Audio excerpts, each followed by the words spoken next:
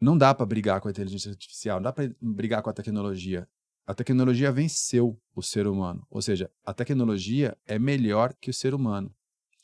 Nenhum ser humano consegue competir mais com a tecnologia. Porém, entretanto, todavia, nenhuma tecnologia consegue competir com o ser humano que domina a tecnologia.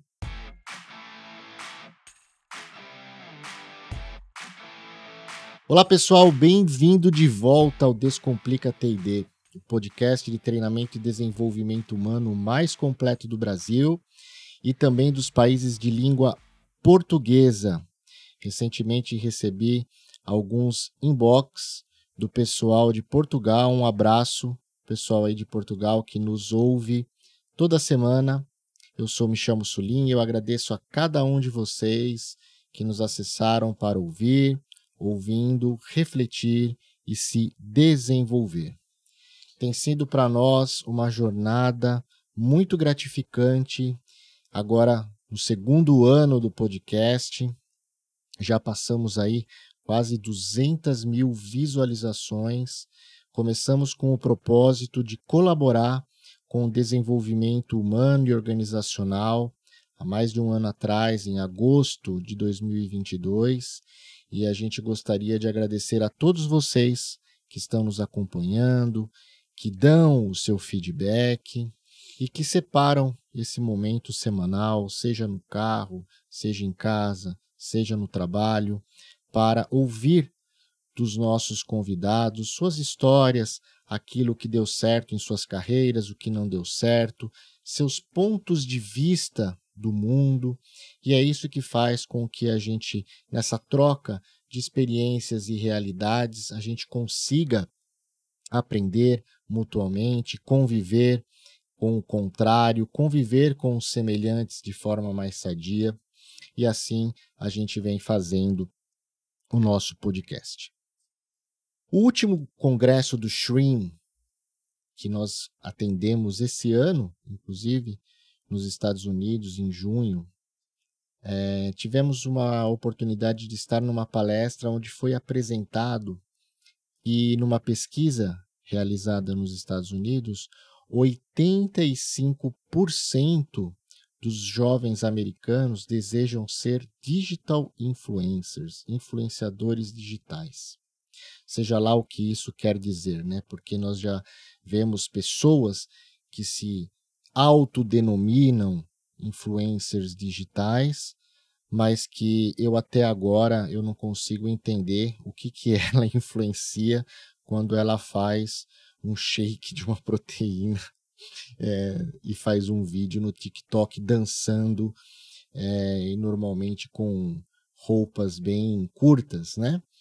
Eu só não sei o que isso influencia de maneira propositiva os nossos jovens, mas o fato é que as plataformas digitais estão aí, elas influenciam o modo de ser e de viver dos nossos jovens, e o uso muito alto, né, muito grande das mídias sociais faz com que se eleve os níveis de ansiedade. A Organização Mundial da Saúde divulgou esse ano o índice dos países mais ansiosos do mundo, e o Brasil, infelizmente, é o país mais ansioso do mundo.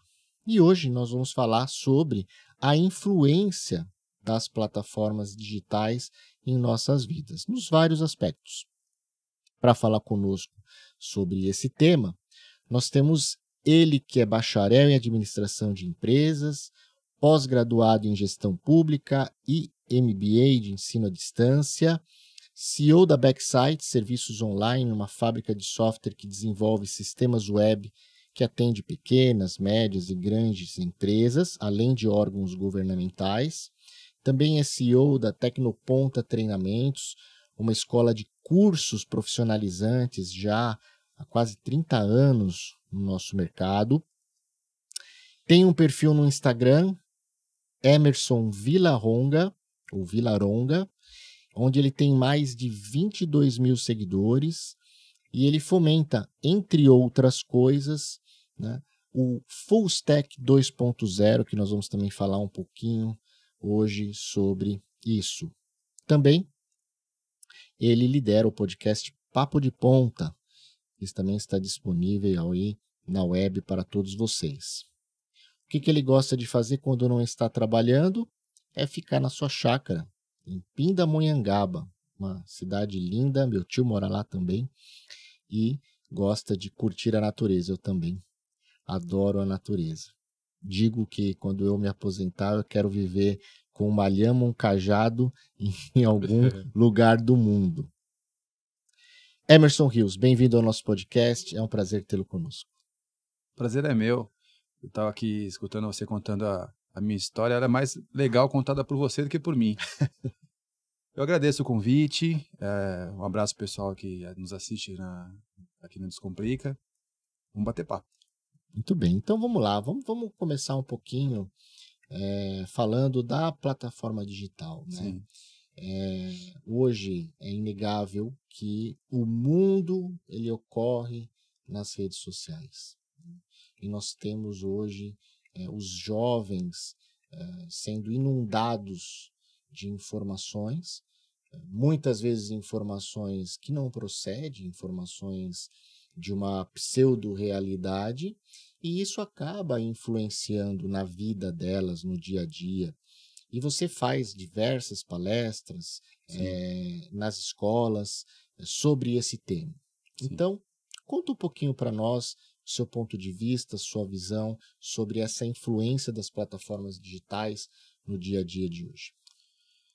Bom, primeiro a gente tem que entender o conceito social da plataforma digital. Então, se nós for pensar na humanidade lá no começo, as pessoas produziam nas suas fazendas. Eu gosto de falar sobre terra, né? Gosto de falar sobre propriedades assim mais rurais, viver no campo. Então, as famílias viviam nas fazendas e cada família produzia alguma coisa. Então, dali você tinha lá os Pereiras, os Oliveiras, os Nogueiras, que eram aquelas famílias que produziam no seu ambiente familiar, ali no seu espaço, e depois eles levavam esse fruto do seu trabalho para um mercado e trocavam as coisas ali, surgia a moeda e tal. Então a humanidade ela vem desse início, né? Não vou falar do homem da caverna, do nômade, vou falar da civilização como ela tem. Uhum. Então a primeira onda econômica foi essa de trocar o escambo, né? Trocar o material, até surgir moeda e tal. Aí, de repente, uma família começa a pensar em fazer a manufatura disso, e aí pega aquela azeitona, transforma em azeite, aí precisa do vidro, e começa um processo de industrialização. A revolução industrial começa a acontecer, e as pessoas começam a se aglomerar em cidades, e começam a surgir as cidades. Eu estava escutando você falando aqui a respeito desses efeitos, desses riscos, eu fico imaginando essas pessoas do passado na sua fazenda falando, nossa, meu filho agora ele não trabalha mais com a gente aqui, ele está indo lá para a cidade trabalhar para uma indústria específica. Eu acho que os medos eram os mesmos. Olha, na cidade tinha lá, era noite, tinha o pessoal que tem um ladrão, tem lá o álcool, tem a droga, e tem os perigos normais da cidade e tal. Então, eu acho que houve um choque na sociedade quando isso aconteceu. As cidades, elas surgiram em volta de grandes negócios e aí atraem outros negócios, e isso foi acontecendo demasiadamente. E hoje a gente está no meio de selvas de pedra e acha isso normal. Está acontecendo de novo. É a terceira onda da revolução econômica e agora as pessoas estão se aglomerando novamente. Mas onde? Em espaços digitais. Então você começa a pensar assim, por exemplo, a nossa geração ainda falava assim, o Emerson lá de Santos, o Michel de São Paulo, ou você começa a falar, ou dentro do bairro, né? Por exemplo, eu nasci em São Paulo e morei na Zona Leste, ali, eu morei em Arthur Alvim. Então, aí fala assim, fulano da ZL, da Zona Leste e tal. Então, a gente ainda rotulava as pessoas geograficamente. E hoje você já fala assim, fulano de tal do TikTok, fulano de tal do Facebook, fulano de tal do YouTube. Por quê? Porque são cidades digitais que estão surgindo. Ali dentro tem habitantes. E como toda cidade, quando fica grande, você começa a ter os riscos. Tem um lugar onde você vai chegar e é fútil, também tem um lugar onde é útil, também tem um lugar onde você se instrui melhor. São cidades, então a gente só tem que aceitar que isso é uma realidade, não tem mais como, a nossa mente está voltada para o digital, nossa tecnologia está voltada para o digital, e a gente vai chegar lá e vai encontrar ladrão, vai encontrar pessoas honestas, vai encontrar bons negócios, vai encontrar tudo, porque são cidades digitais que estão surgindo. Então, a minha visão em relação às plataformas não é uma visão como se fosse um programa de televisão que está surgindo e incomodando o jovem na cidade. É uma nova concepção social. Não tem mais como voltar atrás. É isso. Você fez uma analogia muito interessante, né? De comunidades. Sim, né? sim. De comunidades digitais. Eu lembro quando eu era jovem, né? Que quando nós tínhamos algum problema ou algum atrito, por exemplo, na escola, primeiro as coisas se resolviam ali ao meio-dia na porta da escola, Sim. né? Mas depois, mesmo que acontecesse algo de ruim com você, uma briga, você apanhou, ou uma desilusão amorosa ali, você tomou um fora de uma menina, havia um tempo de respiro. A gente ia para casa, sofria, sim, lógico, mas a gente desconectava do problema.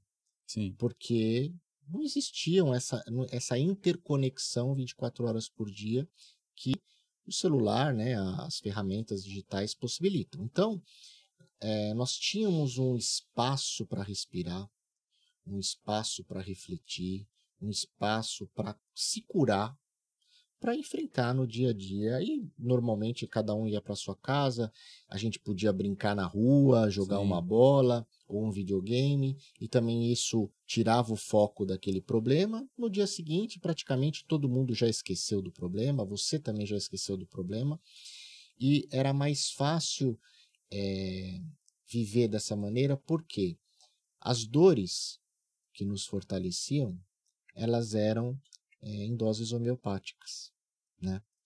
Hoje eu vejo os jovens, eles não têm um descanso, né? Então, se acontece alguma coisa na escola, é 24 horas, o pessoal cria grupo de WhatsApp, e manda foto, e manda áudio, e manda vídeo, e posta no Instagram, e posta no... Então, não há um descanso para a ferida, Sim. né?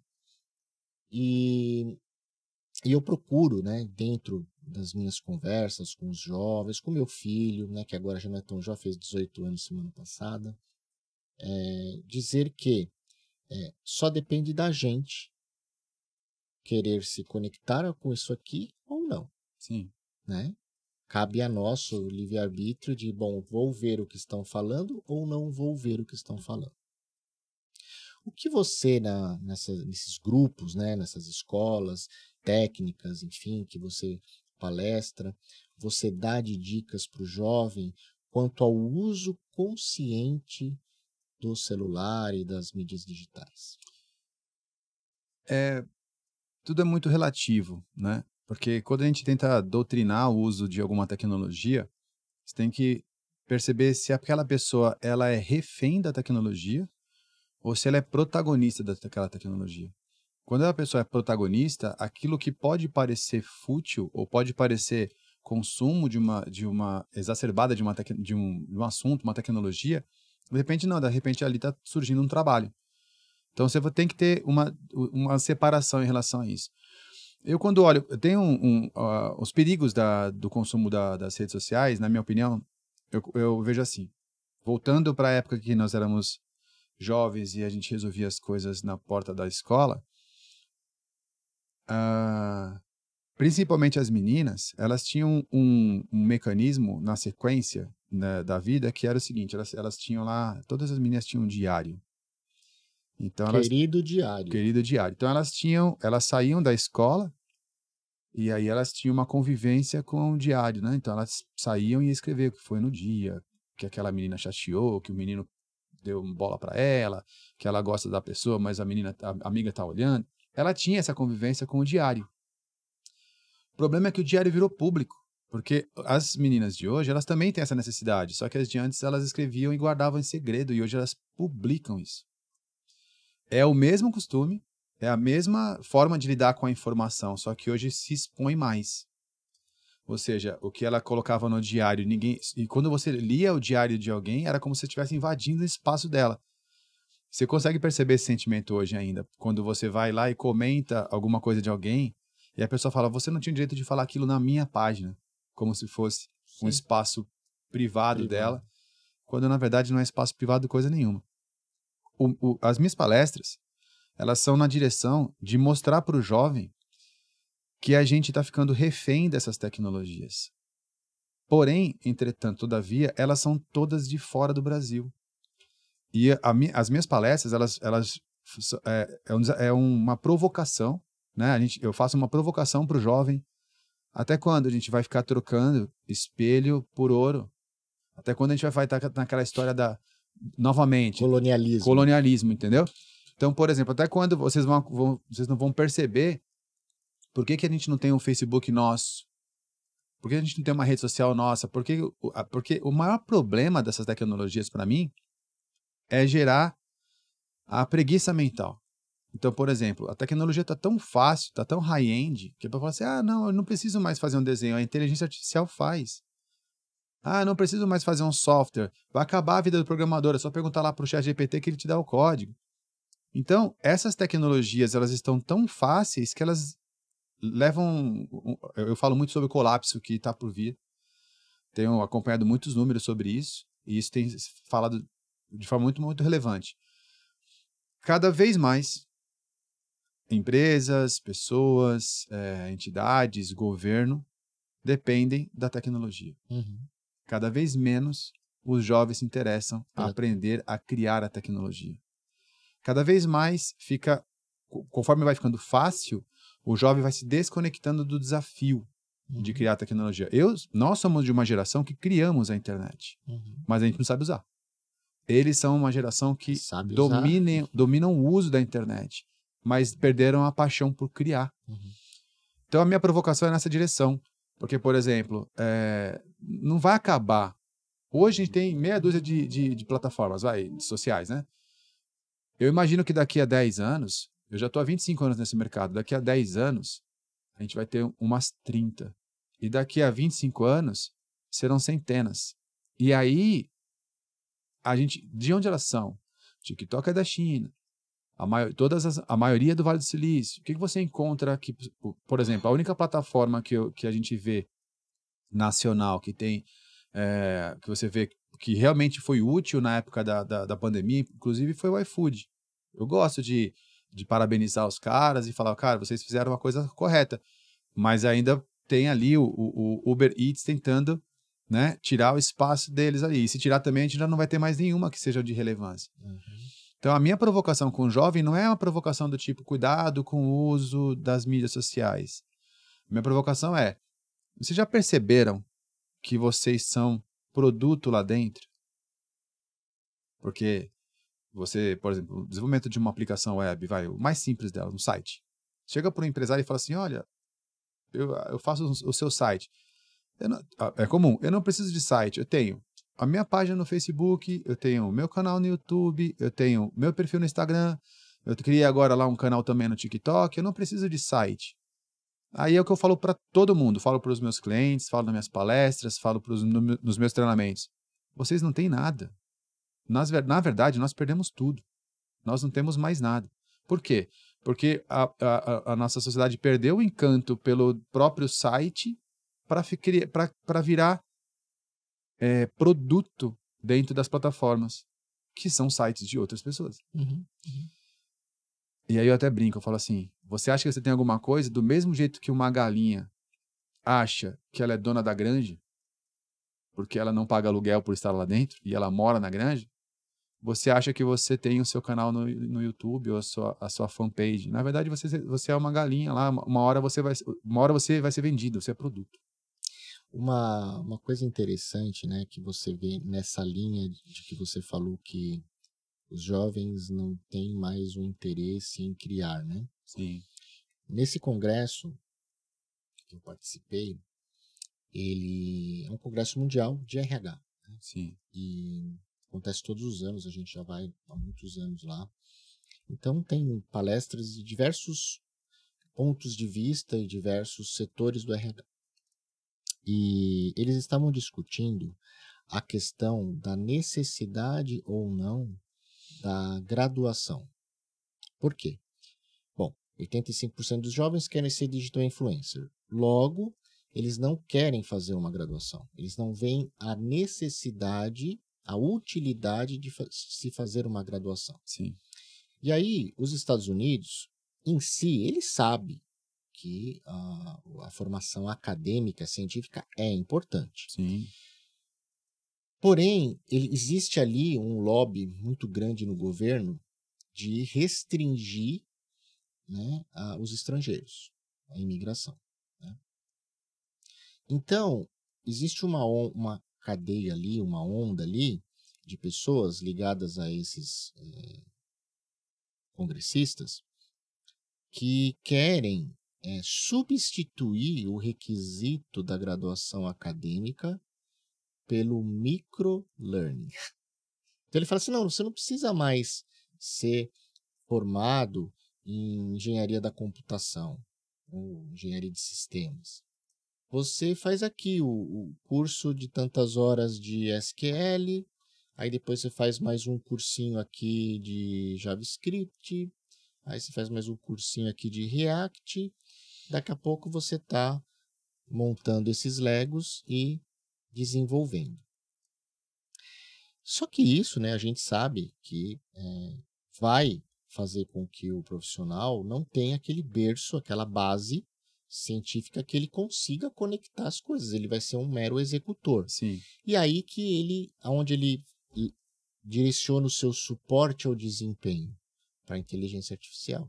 Porque como ele não consegue concatenar as peças do Lego, ele olha para a inteligência artificial e fala, bom, ok, eu estou aqui com um banco de dados, tal, como é que eu integro isso com aquilo? Aí o ChatGPT vai lá e dá as instruções. Então, existe essa corrente. E a gente vê que isso aqui no Brasil também começa a influenciar o comportamento do jovem. O jovem ele não quer fazer uma graduação, ele acha que com cursos, não vou falar os nomes, senão vão parecer que eu estou criticando, não, Sim. Tem muita coisa boa, mas tem diversas plataformas de cursos muito bons, mas assim, acho que fazendo mini cursos vai resolver a vida profissional deles. Então, isso está muito em linha com você falou, o jovem está perdendo o interesse dessa construção, né? Sim. E aí a gente vê eles mais executando tarefas do que trabalhando, né, no projeto do começo ao fim. E aí a gente entra na questão do Full Stack 2.0, né, que você comenta.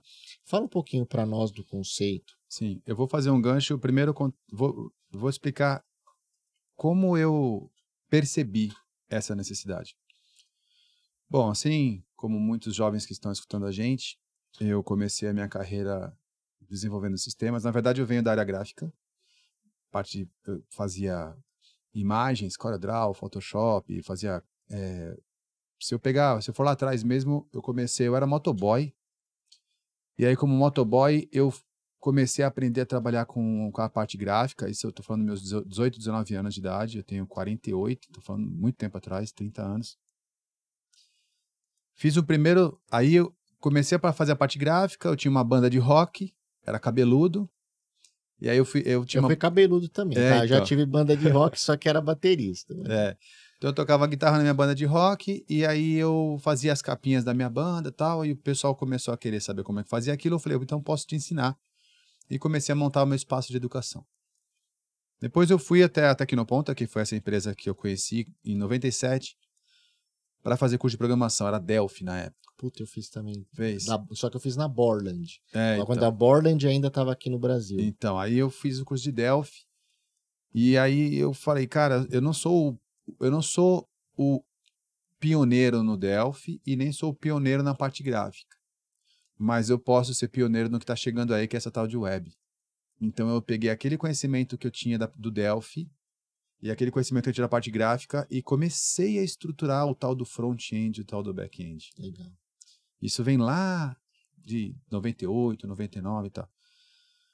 Só que eu peguei o conhecimento que eu tinha, a minha experiência de vida como motoboy, misturei com o front-end e o back-end e fiz a primeira busca de ruas do Brasil, que foi o Backsite. Era uma busca de ruas, estou falando do ano 1999. O Google como buscador surgiu em 98 e o Google como Google Maps surgiu em 2005. Na verdade, em 2005 foi quando ele se popularizou. Então, por que eu criei uma busca de ruas e fiquei conhecido no Brasil inteiro? O seu motoboy virou conhecido no Brasil inteiro. Olha como o digital é forte. Porque eu peguei o conhecimento que eu tinha, que era do motoboy, o conhecimento que eu tinha do front e do back, e misturei isso aí tudo numa coisa só. Mas eu tive relevância, eu dei passos na frente dos meus concorrentes, porque eu não era só o full stack, ou seja, não era só o back e o front. Eu tinha o conhecimento do motoboy, de como lidar do negócio, do né? negócio. Perfeito. Isso não foi quando eu percebi isso, mas foi como eu surgi. Aí você coloca toda a parte web, esse banco de dados, e você coloca Linux, você coloca vários tipos de tecnologias. Eu fiz 15 cursos na área, microcursos, cursos de 24 horas, eu fiz 15 cursos aqui no Ponta, me transformei num professor da escola. Costumo dizer que fui o melhor aluno que teve, por isso me transformei num professor. Depois eu costumo dizer que fui o melhor professor que teve, com todo o respeito que eu tenho pelos outros, por isso que eu me tornei o dono. Então, eu fui conquistando esses espaços, mas onde que deu o clique? Porque a parte tecnológica eu estava super saudável. Eu tinha minha fábrica de software já, hoje ela tem 25 anos, então eu vivia, respirava tecnologia, mas eu sentia que faltava alguma coisa. Por mais que eu tivesse já acertado algumas, sentia que faltava alguma coisa. Quando eu fui buscar na academia, quando eu fui buscar na faculdade, no mercado no universitário ali, para valer, eu fui procurar um curso que não tinha muito a ver com a área de tecnologia, porque eu queria enxergar outras coisas. E fui fazer o curso de administração, porque eu era apaixonado por empreendedorismo e tinha muita matéria ali que fazia sentido para mim. Mas foi na matéria de sociologia que eu tive o clique. Por exemplo, para consertar a minha empresa, eu tive o clique na matéria de sociologia. Porque o professor explicando que os modelos de empresa, né, mecânica, orgânica, social, e aí eu perdi aquele lado mais técnico que eu tinha de achar que uma empresa era uma máquina que para eu arrumar eu trocava uma engrenagem, eu apertava um parafuso e ela arrumava. Não, a empresa ela pode ser um organismo em que ela está doente e por mais que você comece o tratamento, o efeito demora ali alguns meses para dar efeito. Você tem o diagnóstico, aí você vai lá e conserta, e tem uma mini sociedade ali dentro. Eu não teria enxergado essas coisas num curso de JavaScript. Eu enxerguei essas coisas estudando sociedades. Sim. E aí eu diminuí para uma empresa. E lá eu aprendi marketing, depois eu fiz a minha pós-graduação de marketing, depois eu fiz pós-graduação na área de gestão pública. Por quê? Porque eu comecei a perceber que boa parte do segredo não estava no domínio do front e no domínio do back. Porque isso, com pouco tempo ali, vamos falar assim, 2 anos de dedicação para valer, você consegue dominar essa parte. Mas se você vai fazer uma plataforma que vai controlar a vida de 1000 pessoas da área da indústria, você tem que entender de indústria. Se você vai fazer uma plataforma que vai acomodar uma comunidade de dentistas, você tem que entender de odontologia. Se você vai fazer uma plataforma que vai juntar uma série de políticos, você tem que entender de política. E aí eu classifiquei como a versão 2 do Full Stack. É aquele que já dominou, muito bem dominado, a técnica, que eu chamo de framework. Tem os conceitos de como trabalhar, que são as melhores práticas. E aí ele vira um pouco de costas para essa parte de tecnologia e olha o mundo em que ele quer ajudar a construir. E aí tem a ver com o desenvolvimento pessoal, qual é o seu propósito na vida. Pô, eu vim aqui, o meu dom é a música. Você reparou, todo mundo da tecnologia veio da música para a tecnologia e depois acaba indo para desenvolvimento pessoal. É muito interessante, esse país tem um propósito, é um default do nosso DNA. Você vai começar a perceber o seu propósito na música. Depois você vai migrar para a tecnologia, que para mim é música. E depois você vai começar a perceber que está na cabeça das pessoas como é que conserta isso. Percebeu o seu propósito? Meu propósito, eu domino, eu gosto de música, então meu propósito é essa parte. Eu gosto de comida, eu gosto de fazer alimentos. Eu gosto de ensinar pessoas. Qual que é o teu propósito na vida? Quando você descobre o que você quer ser quando crescer, a tecnologia ela só é meio. Uhum. Ela é mídia. Hoje ela é commodities. O segredo está em descobrir qual é o seu propósito e aí você fazer o quê? O uso da forma correta da tecnologia. Aí faz um contraponto com tudo que você falou no começo. As pessoas estão fazendo o quê? Parando para usar demasiadamente as mídias sociais, que controla o propósito. Por quê? Porque se você curte alimento, ela te dá mais alimento. Se você curte piada, ela te dá mais piada. Então ela vai te trancando dentro de uma bolha que não é o teu propósito. Aquilo ali, às vezes, deveria ter sido só um ingrediente. Ali é pro consumismo. Né? Mas cada vez mais ela vai te trancando ali. Aí, voltando. Na faculdade, eu jamais teria comprado um livro de sociologia para ler. Não era... as mídias jamais me darão sociologia. Ou me dariam, naquela ocasião. Porque aquilo não era atraente para mim. Eu só estudei aquilo porque eu era obrigado, porque estava na grade. Então, o mundo acadêmico ele tem essa beleza, que é assim, você quer estudar isso, isso, isso? Mas eu vou te jogar mais umas 3 matérias que você precisa e não sabe. É isso aí. Aí que está o pulo do gato. O 2.0 tem a ver com isso. Tem a ver com não só aquilo que você quer estudar porque você se encantou com a tecnologia, o full back, mas também com o lado de fora. A gente sabe que o fruto não cai longe do pé. Às vezes o menino é o cara da tecnologia, porque é a geração dele. Mas ele é filho de um advogado. Ele tem o DNA do argumento. Ou ele é filho de um pastor de igreja. Ou ele é filho de um mecânico. Ou ele é filho, assim, sabe que tem ali. Ele viveu de berço, ele cresceu num ambiente que ele sabe que ele já foi meio preparado. Ele tem ali alguma coisa no DNA dele que já vem pronto. Mas ele aprende tecnologia. Então, se ele se encontrar com o seu propósito, e aí é que tem a ver. O 2.0 tem a ver com você encontrar o seu propósito e aí você olhar para usar a tecnologia como base.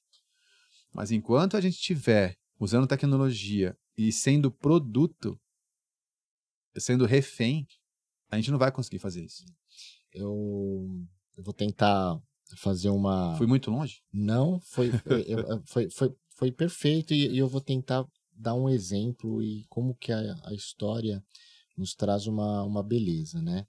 Porque a história da humanidade ela é cíclica, né? Você começou a falar lá no começo do nosso podcast sobre o escambo, depois a Revolução Industrial, etc. e tal. Então, veja só que coisa magnífica. Você foi falando e eu acho que viajei, agora eu vou tentar colocar aqui numa linha do tempo. Quando a gente falava de comércio na Idade Média, era um comércio customizado. Era tailor-made, né? Sim. Então, poxa, tô vendo aí você com essa camisa bonita aí. Vou fazer uma camisa pro Emerson. Então, a pessoa, ela conversava, Emerson, o que você faz? O que você gosta? Como é que você usa a camisa? Em qual situação que você usa a camisa? Que cor que você usa a camisa? Você fica mais em pé, mais sentado? Então, a pessoa, ela tinha o conhecimento técnico de fazer a camisa, mas ela prestava atenção no outro, entendia, né, do negócio, do que ele ia entregar, para fazer algo de uma forma customizada que ia te dar um alto índice de satisfação. Muito bem. A partir do momento que a gente começa a ganhar escalabilidade para vender mais, para ter mais lucro, né? O próprio modelo econômico vai fazendo com que a gente crie os especialistas. Então, eu divido todo esse seu conhecimento de negócio, de costura, etc. e tal, em você só costura, você só corta, você só tinge e vai ter um ali que vai entender a demanda e vai passar para você. Com isso, eu ganho escala, ganho padronização, né, e lucro mais. Legal. E isso a gente vive até hoje. No mundo do desenvolvimento, a gente seguiu esse mesmo progresso. Eu lembro, quando eu comecei a trabalhar com 14 anos, eu fiz o curso de Delphi e eu era programador e a gente era o programador full stack 2.0. Sim. Por quê? Eu lembro do meu orientador ali, o Alessandro, né? E muito bom, desenvolvedor excelente, me ensinou a fazer o diagrama de fluxo de dados, arquitetura de banco, etc. Tudo na folha sulfite, porque não tinha software na época. a gente ia até o cliente, entendia o que ele queria, e aí sim a gente transformava aquilo em produto, e não tinha o X, o Y, era a gente que desenhava ali, falava, ó, é uma tela mais ou menos assim, tal. Então, a gente entendia de todo o negócio e desenvolvia e entregava. Sim.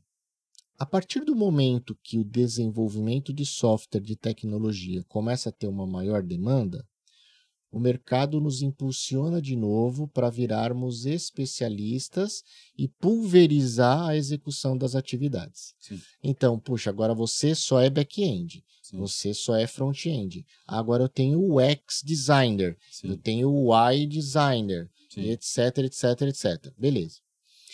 Faz isso, o que acontece? As pessoas perdem o contexto do negócio. E aí, hoje, os desenvolvedores, também pelo boom da demanda por tecnologia, se prendem atrás das specs, das especificações. Então ele acha, ele é cômodo. Ele fala assim, não, eu posso desenvolver para qualquer lugar do mundo. Então ele está aqui, recebe uma spec, desenvolve, entrega, desenvolve, entrega. Então ele acaba sendo, ele não percebe, mas ele acaba sendo um robô. Ele é. Né? E muito pior que o robô. Né? Ele pega, entrega e faz, entrega e faz. E ele acha que tá bom. Porque ele ganha dinheiro. Porque ele ganha dinheiro. Mas assim, aí é o que a gente fala pro pessoal, tá bom, você ganha dinheiro, mas o que você está fazendo da sua vida? Você está ganhando dinheiro, pagando conta. Ganha dinheiro, pagando conta. Ganha dinheiro, pagando conta. O que você está fazendo diferente? O que você está contribuindo? Você sabe para que esse software vai ser utilizado? Não. Você sabe qual é o propósito da empresa que você trabalha? Presta serviço, na verdade? Não. Você vive em comunidade? Não. Por quê? Agora também quero só ficar em casa. Né? Quero ficar aqui no meu QG, eles falam, né? Quero ficar aqui no... Então, esse senso, né, de coletividade, comunidade, trabalho em conjunto, ter senso de propósito, como você falou, se perdeu completamente. Né? E aí, pensa no seguinte, esses jovens que já não querem estudar, quando eles pensam que eles vão ter que ficar trancados num quarto escuro, frio, atrás da tela do computador só desenvolvendo, eles não vão querer. Né? E, então a gente acaba entrando num ciclo, e aí agora vem um novo despertar, né?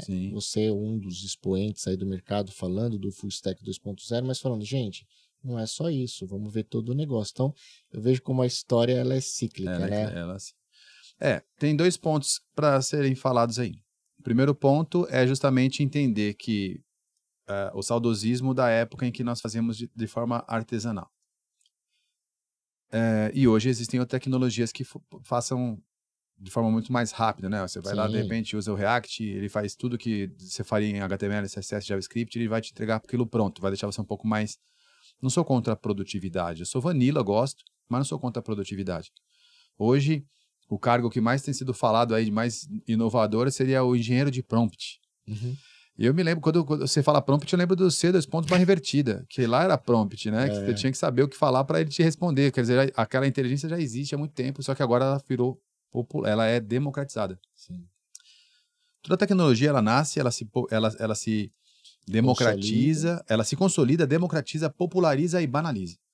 Quando chega na forma banal, aí todo esse pessoal que está ali ganhando dinheiro, preso naquele quarto escuro, programando, quando essa tecnologia ficar banal, ele também vai ser descartado. Então, é sobre isso que eu estou dizendo. A gente tá banalizando algumas coisas que, na verdade, que deveriam ser essenciais. Porém, entretanto, todavia, existe uma segunda chance. Por quê? Porque aquela guerra entre a arte e a tecnologia, ela se encerrou. Porque ficou claro, muito claro agora com a inteligência artificial, o ser humano está em choque e está em xeque. Ou seja, cara, eu sou um redator, e agora?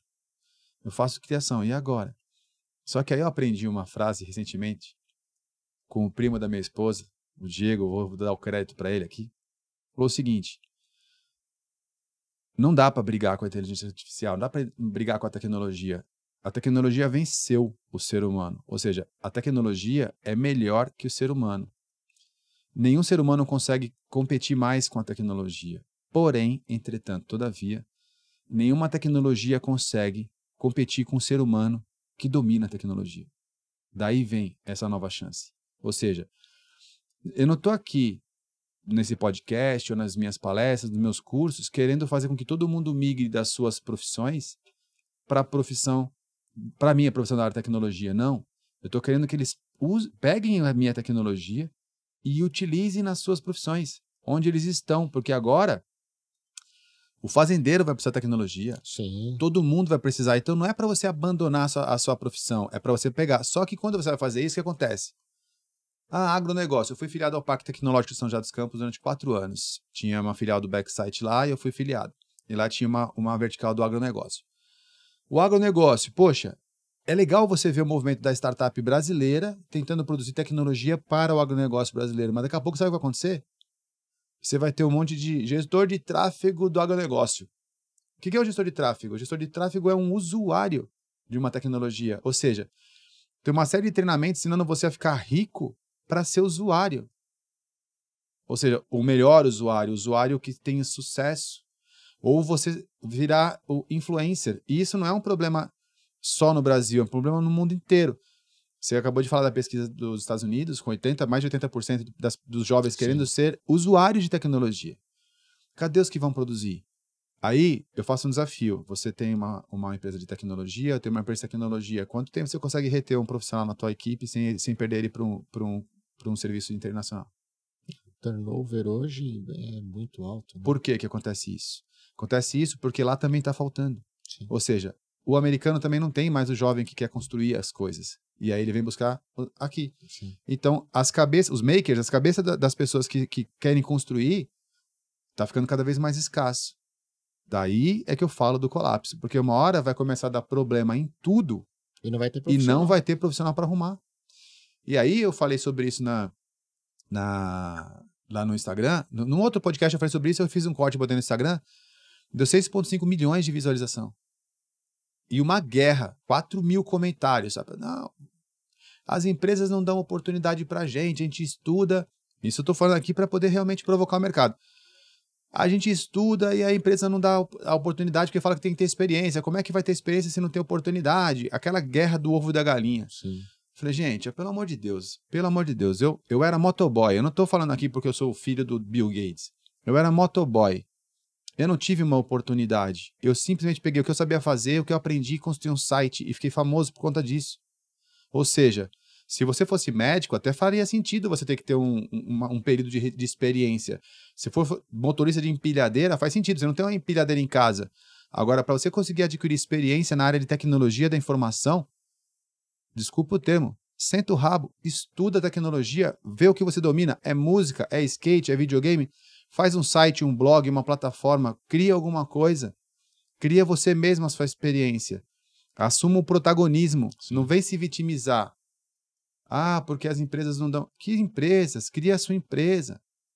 Você acha que o Mark Zuckerberg estava preocupado em empresa? O mesmo cara.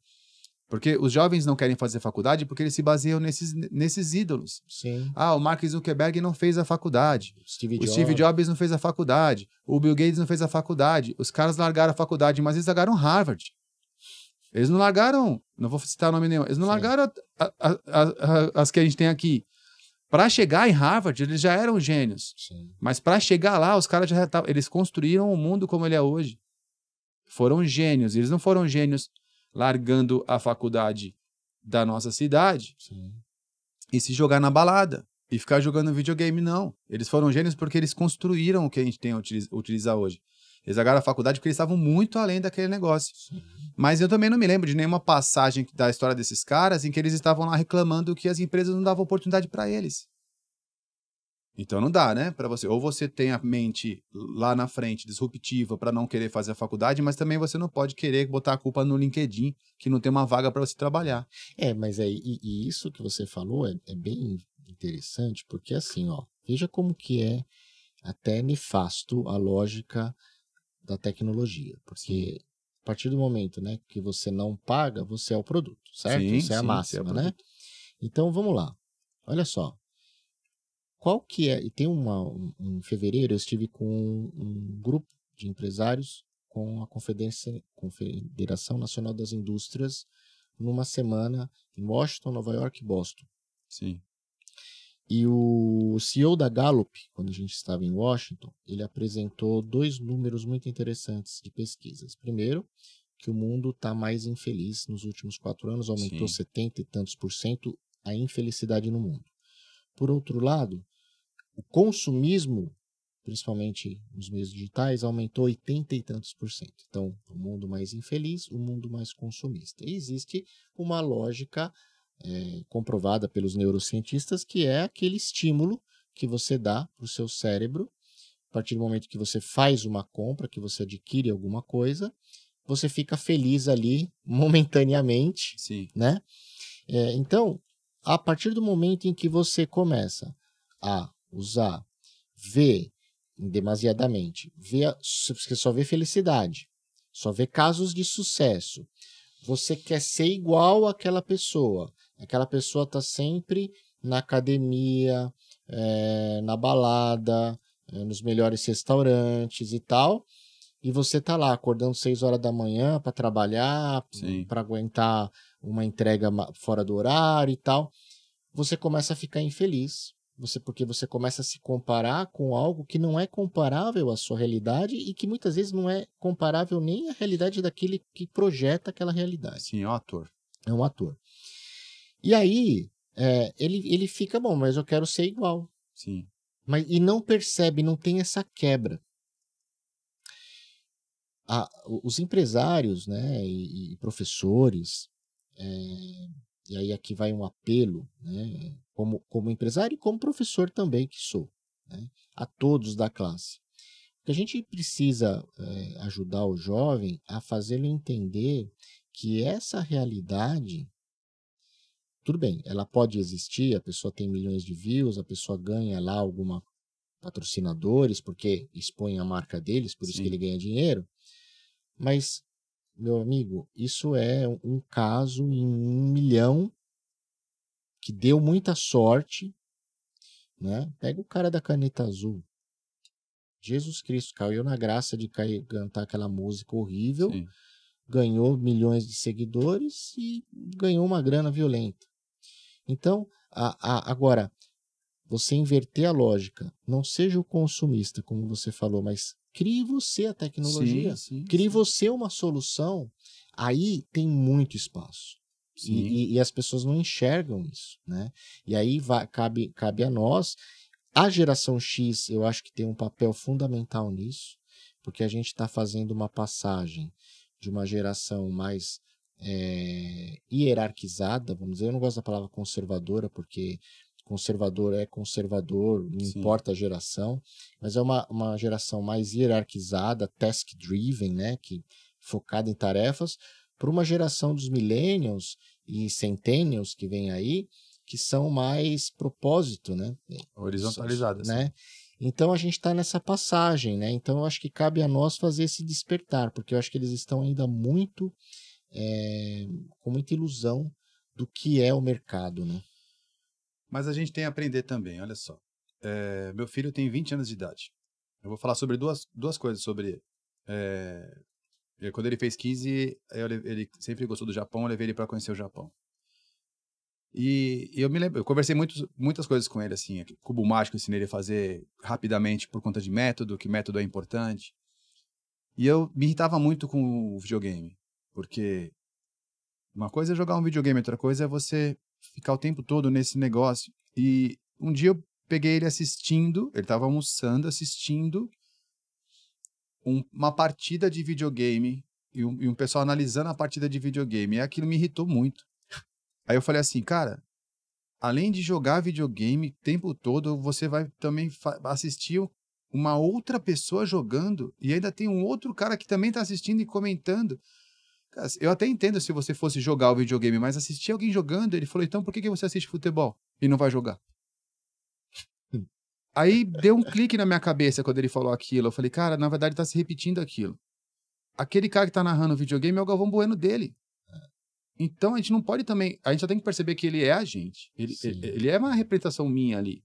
só que num outro tempo, num outro espaço, cenário. num outro espaço. Então, quando você começa a perceber, você começa a aprender, fala, cara, não posso criticar, porque de repente meu avô me criticava também, eu assistindo futebol. É só, novamente, num outro cenário. E aí é onde entra a sociologia, onde entra o estudo do ser humano, é isso, entendeu? Recentemente eu fiz participei de alguns treinamentos, tal, na parte de marketing, aí os caras falam sobre você desenvolver uma proposta e tal, não sei o quê, e que tem lá a história do expert. O expert é só o cara que tem uma oferta, e a oferta é XYZ, marketing. E aí eu falo assim, pô, se você pegar o cristianismo, você tem o expert, que é Jesus Cristo, e a proposta, que é a vida eterna.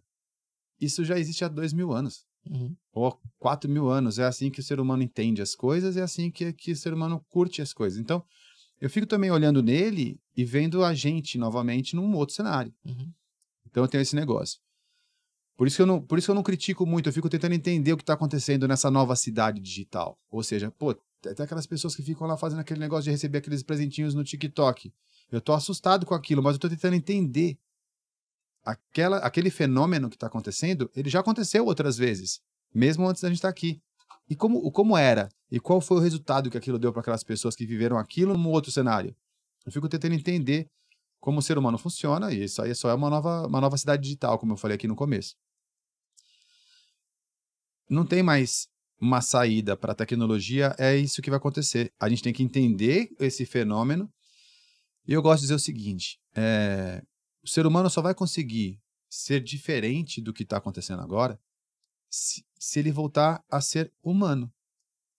Porque enquanto a gente tentar competir com a máquina, tá todo mundo assustado com o ChatGPT.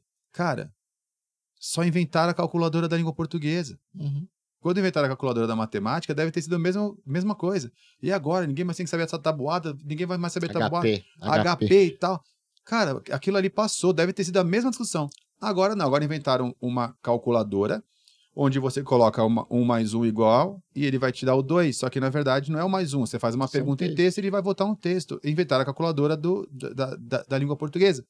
A gente vai dominar esse negócio sendo humano. Ou seja, por exemplo, nesse exato momento eu vou mudar de assunto e ele não conseguiria fazer isso. Sim. Ou seja, eu vou falar do Japão, da experiência que eu tive com meu filho e com a minha esposa. Eu cheguei lá, sempre que a gente viaja para outro país, eu gosto muito de procurar obra de arte. Então eu vou no México, eu vejo tudo, me divirto, tal, sei o que lá, mas eu procuro uma obra de arte, e geralmente de rua. Não obra de arte, não tenho dinheiro para isso, então eu procuro aquela obra de arte feita pelas pessoas normais, as pessoas comuns. E vou lá e trago para minha casa. Então a minha casa ela tem sempre uma lembrancinha de algum país, de alguma coisa feita pelo povo. Eu gosto dessas coisas. Artesanato. Minha esposa é artesã, ela trabalha nessa parte da economia criativa, né? Então a gente tem esses cursos lá também. Então eu gosto dessa parte do artesanato, de pegar essa... Eu não achei no Japão. A gente rodou aquilo tudo. Eu vi robô tocando violino. Eu vi robô fazendo tecido. Eu vi robô servindo a comida para você. Mas eu não achei uma coisa que tivesse sido feito à mão. Tudo era industrializado. Tudo lá era muito consumo. Quando você chega num lugar, loja de tudo quanto é coisa, milhares de itens, refrigerante, máquinas de refrigerante na rua, você aperta um botão, cai o refrigerante, tudo automatizado. Muitas opções. Eu fiquei muito angustiado no Japão. Eu curti aquela experiência, mas ao mesmo tempo eu fiquei angustiado. Primeiro, porque eu não consegui me imaginar empreendendo naquele lugar. Falei assim, por onde que eu começaria algo? Se está tudo tão avançado, tudo tão pronto. Deu para entender porque os jovens são tão tristes. Porque eles não conseguem criar alguma coisa, já tem tudo muito, muito perfeito. Não pensa que é uma diferença entre o Brasil e o Japão.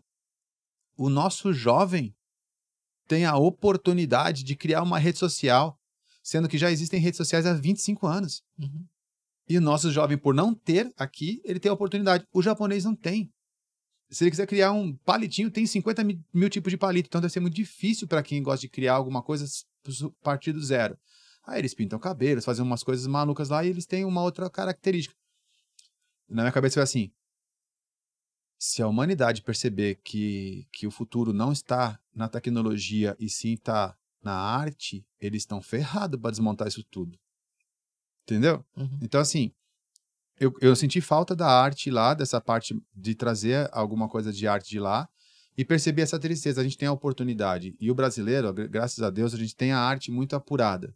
Só que os nossos jovens, eles estão meio que perdendo. A gente já não encontra mais umas bandas legais, tantas bandas legais como teve o movimento dos anos 80 no Brasil. Já não encontra mais grandes artistas com tanta facilidade. Isso não está tão em pauta. E eu olho a tecnologia como arte. E eu gosto de construir a tecnologia, não consumir a tecnologia. E aí, por isso que eu faço essa provocação para os nossos jovens, entendeu? Assim, cara, vamos fazer as coisas acontecer, vamos inventar. E aí, vamos fazer? Vamos criar uma rede social de cachorro. Que aí, para quem tem cachorro, cadastra o cachorro e aí faz um Tinder de cachorro. Vamos inventar, vamos produzir alguma coisa.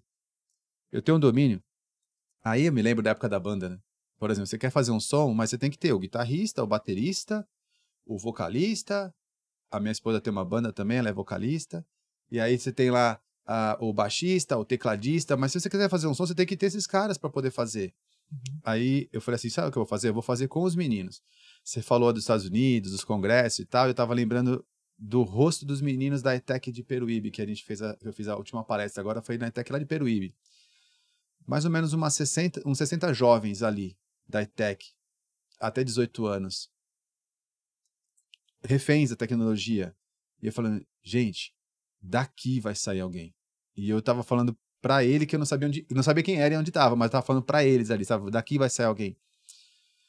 Eu preciso fazer esse cara daqui, que é o guitarrista, conhecer o baixista que de repente tá lá em Santos, depois conhecer o baterista que de repente tá lá em São Caetano.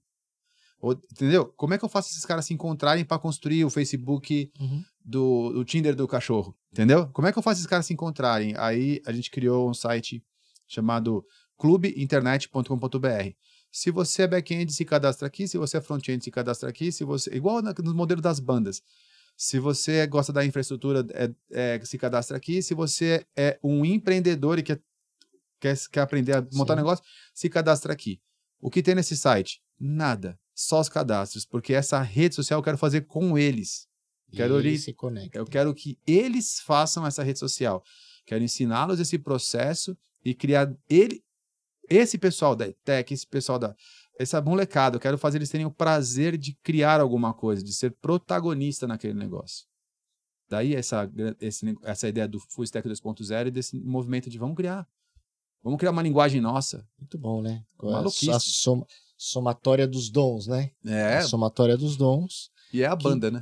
Que é a banda, né? É a banda. Se você deseja acessar um canal sobre casas inteligentes, com apresentação de dispositivos que tornam seu dia a dia mais fácil, dicas de automação, explicações como tornar sua casa mais digital e ter acesso a tutoriais e muito mais, acesse Makers Vault no YouTube. É tudo junto. Makers Vault, o segredo dos fabricantes, o canal para aprender e se desenvolver. Bom, Emerson, a gente está chegando aqui no final, né? Passou bem rápido aí a nossa conversa. E antes da gente finalizar, a gente normalmente faz 3 perguntas finais aí para os nossos convidados. Então, a primeira para você pode contar uma história, falar uma frase, enfim, o que você quiser que te remeta. Primeiro, nessa sua trajetória profissional, qual foi o momento de maior conquista que você olha com muita felicidade e orgulho daquilo que você realizou? Momento de maior conquista. Eu acho que a conquista ela tem muito a ver com o desafio, né? Então eu vou contar uma história que é uma história que tende a motivar as pessoas. Quando você pensa... Geralmente as pessoas têm ideias boas. O que falta é os 98% depois, né? Que é para colocar aquela ideia em prática. E eu me lembro que quando eu estava dando aula na Tecnoponta, ainda com uns 26 anos de idade, e o digital estava começando a surgir, né? A venda do KD, lembra? Sim. O digital começou a surgir naquela época e tal, e eu falava assim, cara, eu precisava fazer alguma coisa grandiosa. Não é só saber fazer, e isso foi em 96. Não era só saber fazer e... Não, isso foi em 98. Não é só para saber fazer e ensinar a fazer. Eu preciso fazer. Eu preciso criar alguma coisa minha. Eu estava em busca disso, queria saber onde eu ia encontrar isso, E aí eu tava saindo da escola, indo para casa com a minha esposa. E nós paramos numa casa que vendia pizza para você levar para casa. Não era uma pizzaria, mas você não podia Só consumir. delivery. Só delivery. Só que você podia comprar no balcão e levar. Não era só... Você mesmo compraria e levar. E eu tava lá, então, e ficava encostando aqueles motoboys. E eles encostavam ali e eles procuravam na parede. Tinha um mapa gigantesco, eles procuravam na parede rua, faziam as anotações e iam embora. E eu pensando, eu precisava criar alguma coisa grande, alguma coisa que ajudasse as pessoas, que fosse grande de verdade, não, alguma coisa bem relevante. E eu era motoboy, mais novo, e eu vendo aqueles caras fazendo aquele, procurando na rua e indo pra lá, procurando na rua e indo pra lá. Falei, cara, esse processo eu domino. Aí eu virei pra minha esposa e falei pra ela assim, eu vou fazer um site em que as pessoas vão escrever o nome da rua, vai aparecer o mapa. Que era uma coisa que eu dominava, eu tinha tudo que precisava pra fazer aquilo. Aí veio o ingrediente que faltava. Ela virou pra mim e falou assim, vai sim. Faltou o estímulo. Esse desafio que foi, eu acho que proporcionou eu virar noites e noites e noites, porque eu tinha que fazer aquele negócio para poder mostrar que aquilo era possível. Muitos jovens, e aí o momento de maior conquista foi quando eu fiz a primeira busca e veio o mapa. Ali foi genial, aquilo foi... Nasceu. E eu me lembro que foi de madrugada, eu estava em casa e eu queria que todo jovem tivesse a oportunidade de experimentar o querer mostrar para alguém e não ter ninguém. Né? Esse sentimento, eu acho que é como se fosse um jogador de futebol quando faz um gol de bicicleta no ângulo, sabe? E aí, cadê a galera para ver, né? Então, acho que foi o momento de maior conquista. Foi quando eu consegui realizar aquilo que poderia ser, até para as pessoas que gostavam de mim, achavam que seria impossível fazer. E como é que um garoto pobre, motoboy, vai pegar essas tecnologias, juntar e fazer isso? Dali para frente, a vida só aconteceu. Aí é prefeito, governador, mídia, aí daí para frente a vida aconteceu. Mas por quê? Porque eu acreditei que eu era capaz e tinha a ideia e o desafio. E várias noites de sono. Então, eu acho que a maior conquista foi fazer a primeira busquinha da rua ali, apareceu lá. E é o momento de maior aprendizado, ou seja, né, aquela falha que hoje, com o seu conhecimento, com o seu amadurecimento, enfim, o seu estado hoje, você enxerga que poderia fazer diferente, né? Lógico que a gente sempre tenta fazer o nosso melhor em todos os momentos, mas Sim. a gente vai aprendendo. Mas aquele momento de maior assim, aprendizado que você olha e fala, puxa, podia ter feito diferente. Olha, eu sofri muito na fase inicial da minha vida ali empreendendo, porque quando você não tem capital para empreender, você geralmente atrai pessoas que você gosta para te ajudar. Sim. E o empreendedorismo é uma montanha-russa. E geralmente quando você está subindo, você é motivo de orgulho, você é motivo de aplauso, você está conseguindo conquistar as coisas e você vai atraindo as pessoas que você gosta para próximo de você. Mas na outra volta que você tem que descer, porque é um ciclo, né? Você sobe, você desce, você sobe, você vai passar por esse ciclo do empreendedorismo, não tem jeito. Ninguém pensa que vai ser só crescimento, vai ter lá. Tem, né? Altos e baixos. Altos normal. e baixos. Então, quando virou o baixo, a parte de baixo, eu me sentia muito responsável pela vida dessas pessoas que eu atraí. E aquilo me consumia muito, muito, muito, muito. Então, se cobrava demais. Me cobrava demais por ser como se eu fosse responsável pela baixa que eu estava proporcionando na vida de todos. Então, acho que se pudesse fazer alguma coisa diferente hoje, eu seria mais claro e menos responsável no sentido dessas pessoas quando eu viesse, eu não teria tanta aderência à responsabilidade da vida delas, né? Porque para mim foi bem difícil esse processo. E não aconteceu uma vez só, né? Então na segunda vez já todo mundo sabia logo, veio comigo para cá, mas tem que saber quando acontecer aqui vai ser assim, assim, assado. Então foi bem difícil. Hoje se eu pudesse mudar alguma coisa, era mais a consciência, mais se preparar para quando você vai descer, do que quando você vai subir, porque subir é fácil. Mas quando você precisa descer, porque acontece e vai acontecer, até porque você perguntou, momento de aprendizagem só acontece na descida. Exatamente. Na subida é momento de ilusão. Sim. Quanto mais você sobe, mais você acha que tá legal no montanha-russa. Você aprende mesmo quem você é. Nos tombos, né? Então, assim, eu desejo para todo empreendedor os tombos, porque é ali que você vai para outro nível. E eu acho que esse ponto é interessante, falando da autocobrança, né? Porque Sim. vale não só para os empreendedores, mas também para os gestores, né? CEOs, presidentes, porque realmente o mercado, ainda mais hoje, é muito volátil. Sim. Você passa por momentos difíceis e muitas vezes você acaba se martirizando, trazendo para si uma culpa que Isso, não é certo. sua, porque o negócio não está bem, mas o contexto não está bem. Sim. E aí que é a hora que você precisa manter a calma, manter o pé no chão, Sim. né? Não se desesperar e não se matar, né? Porque isso tudo passa, né? Sim, sim, sim. Meu avô falava que nem todo dia chove, né? Isso é verdade. Então, Mas o empreendedor, ele não tem jeito, porque eu acho o empreendedorismo, ele é uma habilidade humana, assim como o humor. Então, por exemplo, você pode até fazer um curso de stand-up, mas se você não for engraçado, você não tem vai ter aquele dom. não vai ter graça. A maioria das pessoas que fazem stand-up, eles eram engraçados na quarta série. Sim. Já tinha essa característica. E as pessoas não percebem que o empreendedorismo também é assim. Quer ver, ó, todo mundo tem, na família, alguns empreendedores. Aí, a família geralmente admira os que deram certo e acha que os que deram errado são errados. Na verdade, só é aquela volta que está acontecendo aquilo. Sim. O empreendedor, ele nasce com esse negócio. Quer saber se você é empreendedor? Vou explicar para você como é que você sabe se você é empreendedor. Quando você está trabalhando numa empresa e fica pensando como seria se ela fosse sua. Se você tiver esse pensamento o tempo todo, você é empreendedor. Se você não é empreendedor, você entra na empresa e fala, graças a Deus arrumei um emprego. E não tem nada de errado, são só músicos diferentes. Isso aí, dons diferentes. Dons diferentes. E por fim, como que você define hoje o seu propósito de vida, o seu propósito profissional, ou as duas coisas são a mesma? São a mesma.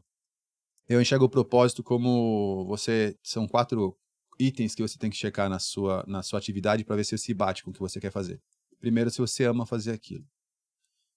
Eu amo ensinar pessoas a lidar com tecnologia. Eu faço isso naturalmente, sou até chato. Gosto, amo fazer isso. Então, o que eu faço está dentro do que eu amo.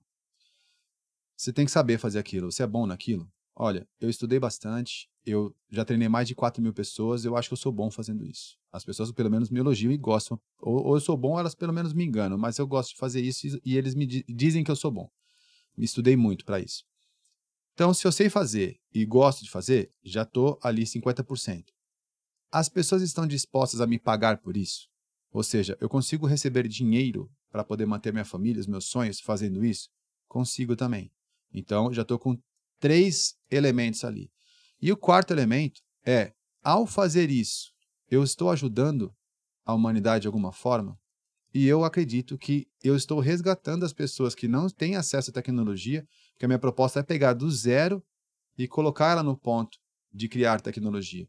Então, se eu acho que isso vai resgatar as viúvas do ChatGPT, porque senão as pessoas vão ficar lá achando que estão desempregadas porque a tecnologia tirou o emprego delas, como falava lá Charlie Chaplin, né, no parafuso da Revolução Industrial. Então, por exemplo, se eu acho que eu posso salvar essas pessoas desse pensamento e falar, não, você não vai perder para a tecnologia, você vai dominar essa tecnologia. Então, se eu acho que isso é útil para a sociedade, é útil para a humanidade, então, checkmate. Então, a minha vida, o meu propósito é baseado nisso. O meu negócio é ensinar pessoas a produzir tecnologia.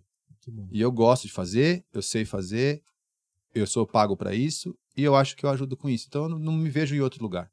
Esse é meu lugar. Eu tenho a minha proposta bem definida. Legal. Emerson, mais uma vez, muito obrigado aí por estar conosco nesse episódio. Foi um prazer tê-lo conosco, te conhecer, né? Vamos manter contatos aí. Nós temos muitas afinidades, Sim.